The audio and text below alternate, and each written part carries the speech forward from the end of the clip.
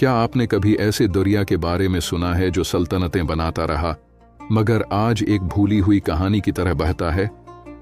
नक्शे बनने से बहुत पहले दरियाए रावी आजाद बहता था, पंजाब की जड़ों को जिंदगी देता हुआ।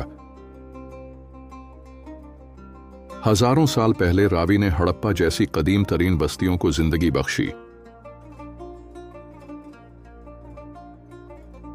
सदियों बाद रावी का बहाव मगरिब की तरफ मुड़ा, यहां तक कि वो लाहौर से जा मिला। कलानूर में रावी के किनारे 13 साला अकबर ने खुले आसमान के नीचे तख्त संभाला।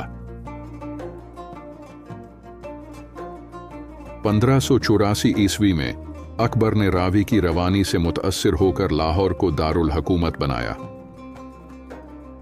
उस वक्त रावी किला लाहौर के साथ बहता था, उसकी लहरें शाही दीवारों से टकराती थीं। कश्मीर और मुल्तान से कश्तियां यहां आती थीं। किला पूरी सल्तनत की तजारत का दरवाजा था। शालीमार बाग के फव्वारे कभी रावी के पानी से झूमते थे।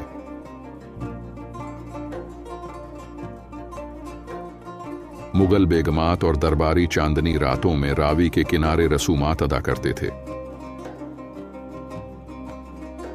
मियां मीर और बुल्ले शाह जैसे वली रावी की खामोश रवानी में रब को पाते थे। सल्तनतों से सूफियों तक रावी सब कुछ याद रखता है, उसकी खामोशी में सदियों की आवाजें हैं। अकबर ने कभी रावी को घोड़े पर उबूर किया, उसे समंदर जैसा बावकार दरिया कहा। उस दिन उसके 2 साथी डूब गए, रावी ने भी तारीख की तरह रहम न किया। 1700 की दहाई के आखिर में सिख सल्तनत उभरी और रावी ने जंगों और बहादुरी के मनाजिर देखे। महाराजा रंजीत सिंह ने रावी में अपने घोड़े नहलाए और दरिया के किनारे लाहौर की हिफाजत के लिए दीवारें तामीर की। जब अंग्रेजों ने इख्तिदार संभाला तो उन्होंने रावी के पानियों का रुख सल्तनत और सुनात की तरफ मोड़ दिया। रेल और सड़क के पुलों ने लकड़ी की गुजरगाहों की जगह ले ली। दरिया को अब नापा, समझा और काबू में लाया गया। 1947 में रावी ने कयामत देखी। खून आलूद पानी, उजड़ी बस्तियां और गम से बनी हुई एक सरहद। तकसीम के बाद रावी का पानी भी तकसीम हो गया। उसकी आजादी बैनुल अक़वामी माहिदों में कैद हो गई। फिर भी रावी के खामोश किनारों पर आज भी सरगोशियां होती हैं, बादशाहों, वलियों और जवाल पजीर सल्तनतों की। जो कभी जिंदगी देता था, आज रावी गंदगी और गम के साथ बहता है। उसकी अजमत भुला दी गई है। रावी ने सब कुछ दिया और कुछ न मांगा। क्या हम उसे बेआवाज मरने देंगे? सब्सक्राइब करें ताकि हम इन दरियाओं की कहानियां जिंदा रख सकें, इससे पहले कि वो हमेशा के लिए खो जाएं।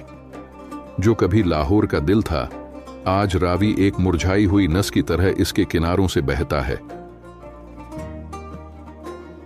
अशरों तक फैक्ट्रियों का कचरा फेंका गया, जिसने रावी को जहरीले केमिकल्स का मरकब बना दिया। ऊपर की जानिब बंदों और नहरों ने रावी को खुश्क कर दिया। लाहौर तक मुश्किल से चंद कतरे पहुंचते थे। 1960 के सिंध तास मुआहदे के तहत रावी का पानी भारत को दे दिया गया। पाकिस्तान के हिस्से में खुश्की आई। अब रावी पर बने कई पुल खाली पड़े हैं, जैसे वो एक दरिया पर नहीं बल्कि एक भूली हुई याद पर खड़े हों। कभी रावी के पानी से पंजाब के खेत हरे भरे होते थे, अब किसान सूखे खवाब और चटकी हुई जमीन देखते हैं। जो मछेरे कभी रावी से रोजी कमाते थे, अब खाली जाल और बोझल दिलों के साथ वापस लौटते हैं। कुछ इलाकों में रावी में वाकई आग भड़क उठती है, जहरीली गासेस उसकी आलूदा सतह पर तैरती हैं।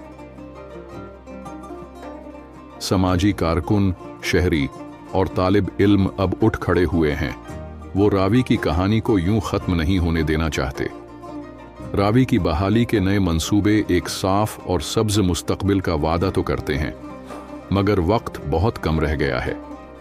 रावी ने सल्तनतों को बनते और बिखरते देखा है, और आज भी वो हमारे अगले बाप का इंतजार कर रहा है।